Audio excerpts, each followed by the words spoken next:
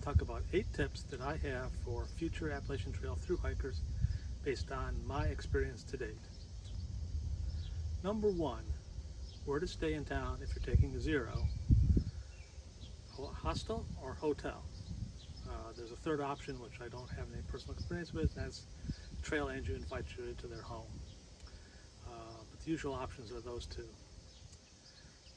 Hostel is a lot cheaper, but the thing about that I discovered was you don't get a very good night's sleep. You've got other people around, and it's usually have bunk beds and mattresses aren't too good, and there aren't as many amenities. I'm sure there are other hostels that are not quite like that, but I haven't experienced any. Whereas I did stay in some hotels, and they were obviously a lot more money, but I had a much more pleasant stay and slept a whole lot better. So if you can afford it, I would recommend a hotel. Number 2, whether to mail yourself a resupply box to a post office or just buy in town. I've read that if you're a first-time through hiker, you should concentrate on buying in town, which is kind of where I ended up, but I did mail myself some stuff. And I want to tell you that probably the hybrid strategy is probably better. And the reason being is you don't know ahead of time what you want to eat when you're on trail. And you'll see some of this advice where you should not mail your stuff because of that, and that's good advice. But the thing I found was the stuff you do want to eat, you can't always find in town. My prime example was the freeze-dried meal with spaghetti and meat sauce. I really enjoyed that, but I could not buy that in town at all. I always look forward to having that in my boxes because I mailed myself those meals in my boxes. So if you can't get what you want in town, you're kind of lacking in that department. You might not have the best experience in terms of mealtime. So again, you should think about that. What can you get in town? So some towns they have better resupply options than others. So a smaller town, you have like a Dollar General or something like that, or a convenience store.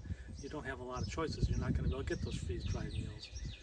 For example, if you really enjoy those, or if you have something in particular that you really do like. And I've shopped in some full-fledged grocery stores, and again, they don't have freeze-dried meals either.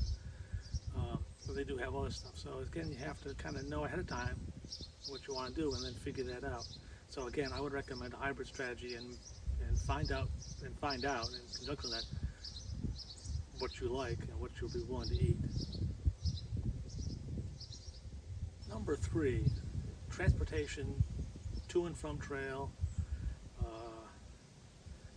getting off trail, so forth. You should set yourself up ahead of time if you think you're going to do that, and it's likely you will, for transportation, public transportation. I used bus and trains primarily to get on and off trail, for example, and I found it useful to have the apps ahead of time on my phone for, like, in my case, the New Jersey Transit. That allowed me to pay for my ticket online. I didn't have to worry about having cash or anything like that, or buying a ticket in the bus station or something like that. I could do that all of that ahead of time. Same thing with the train, having that ahead of time. So it's good to know what you're going to be doing and have those apps on your phone when you need them. So anyway, think about the transportation options. Another one I'll mention, which I think other people have mentioned though, is if you're going to take a shuttle, you kind of have to set that up when you have cell phone service.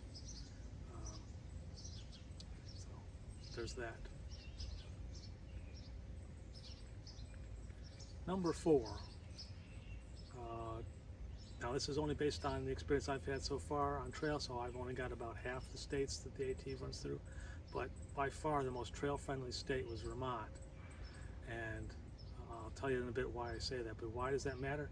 Because you want to know which ones are more trail-friendly than others, so you know how to set up, do I need a shuttle, for example, in a particular location? If it's trail-friendly, like Vermont was, you might not need a shuttle. You can just rely on the locals now. So you have to think about that ahead of time and take that into consideration. So Vermont was very trail friendly. I mentioned it in some of my videos. When I got off the trail to take a zero in Manchester, I was less than 5 minutes at the trailside parking lot before somebody just stopped and gave me a ride. I did not have to stick my thumb out or anything. They just stopped and said, "You need a ride?" And I said, "Sure." And they were very kind and dropped me off in Manchester. Same going out of town in Manchester. As soon as I got out of town, where there was all these no parking signs in town, so you couldn't pick people up. As soon as I got to a spot where people could pick me up, I was less than 5 minutes.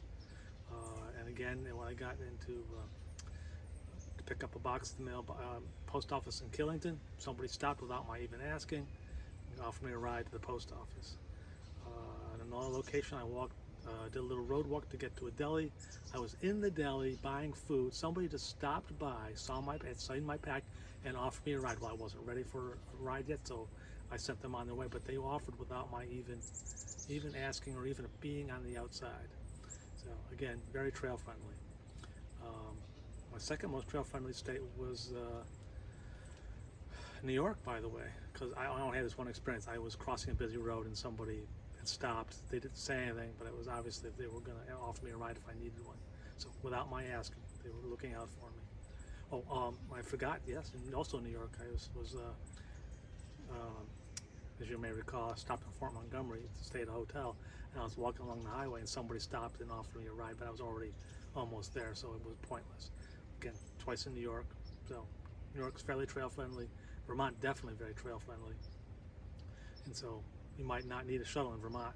Massachusetts, I made use of a shuttle because there wasn't that kind of automatically offering of people who were offering rides, because I did road walks in Massachusetts and nobody stopped to offer me a ride.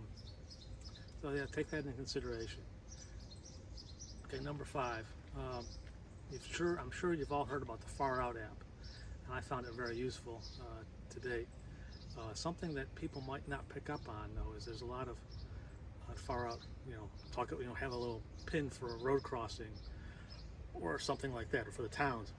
And there's a lot of useful information, but you should pay attention to all of them and dive into the details for each one, because, for example, on one in Pennsylvania, it was just for a pin for a dirt road. You would have thought, okay, I'm not going to ignore that, but if you looked at the details, and I did, just out of curiosity, and there was information on how to get to a local restaurant that was like a 300-yard walk off trail, but you had to know where the herd path was off trail, and it was only marked by a single surveyor's ribbon. You had to know about that and know how to get there to the restaurant, and the restaurant was very convenient. You could fill up with water, and that was a very dry stretch, so that helped me out a lot. But if I hadn't paid attention, I would have ignored it and would have gone on. So yeah, look at the details on the Far Out pins, and I'll mention another piece of that is like farm stands and stuff. I'll mention those, so look for those. So number 6, my personal advice is, one of the things especially for us guys is losing weight on trail, and that's something I was very conscious of. So you want to make, like I just mentioned, about getting food off trail and stopping in a restaurant or a deli. So be looking for those opportunities. There's a bunch of them in New York, some in Connecticut, things like that. But you have to, like I said, look before on the previous tip. You have to look at Far Out, if you're using Far Out, where those are, and know and how to get them. So, like I mentioned, the one in Vermont, there was a thing on Far Out. Okay, if you take this less than a mile road walk, you can get to this deli, and you can get food. So be on the lookout for those, because those up here. Yeah, definitely, those were definitely good in terms of my eating, because that really it's almost as good as a resupply, because if you're going down to a deli, getting food like lunch or dinner or breakfast, you'll save yourself, you'll save whatever you've got in your food bag later. So it's kind of like a resupply. In some of those locations, a real resupply is not possible. So, for example, the example I gave before was about a deli in Vermont. You couldn't really do a resupply at that deli. There was some snack options, but that was it. Um, but having that meal, so I had actually bought a sandwich. They ate there, then I carried the sandwich out with me. So it was like a resupply. So it was a good resupply. So look out for those opportunities. Tip number 7, and this is a matter of opinion. On a number of occasions, not a lot, but some places, if you want to go into town off trail, you've got usually a road walk. On a few places, the one that comes the most to my mind is when the trail crosses Port Clinton, you can actually get off trail to go to Hamburg, which has got really good resupply options. There's 2 for that location, and there's some others like this. You've got 2 choices. You can walk along the road, it's a busy road, or you can take, the locale has like a local rail trail that you can take. In that case, it was very much more pleasant. It was a little bit longer distance, maybe 1/10 of a mile longer, but that was a much more pleasant walk, and it was a lot less stressful, and I found that to be a far better option than walking that particularly busy road. And like I said, there's a few of them, not a lot, but there's a few of those, so look out for those. You've got an option to walk a rail trail instead of a busy road. You should probably take it. And finally, number 8, you need to pay attention to when things open up along the trail. Like, for example, state parks will open on a certain day. Certain hostels won't open until a certain time. So, for example, in Vermont, when I got off at Manchester, my first choice would have been a hostel because it was cheaper, but it wasn't open yet, so I couldn't do that. So I had to go for a more expensive hotel. That was a good choice, but anyway, you have to know those things are open. For example, in Maryland, I started the trail on April 5th, and the facilities in the Dahlgren's Backpacker Campground didn't open until sometime in May, I believe. So it was too early. I got through there and I couldn't use the facilities. You couldn't even really use their restrooms, as I recall. So you're out of luck there. So you have to keep that in mind when you choose your start date and what you're doing plans along the way. So if you just have a superficial knowledge, although I like that campground exists, well, I can stop there and do X, Y, Z. Well, if it's not open yet, you can't do X, Y, Z. The same thing goes for, I mentioned farm stands. Some of the farm stands, or like the Cookie Lady, they don't open until later in the year. And my personal opinion is they tend to cater more to the bubble on the AT rather than people who are doing flip-flops or section hikes. So those things may not be open. And let me also mention, again, like I mentioned, farm stands. Some of them are not open like 24/7. They're not open 7 days a week. They're open limited time. That's fine, but you don't know about ahead of time. You might do a road walk and then find out, oops, they're not open. You're out of luck. My personal experience, and so that goes back to my advice on far out. A far out pin might have, okay, here's a farm stand down the road, and the hours are X by Z again.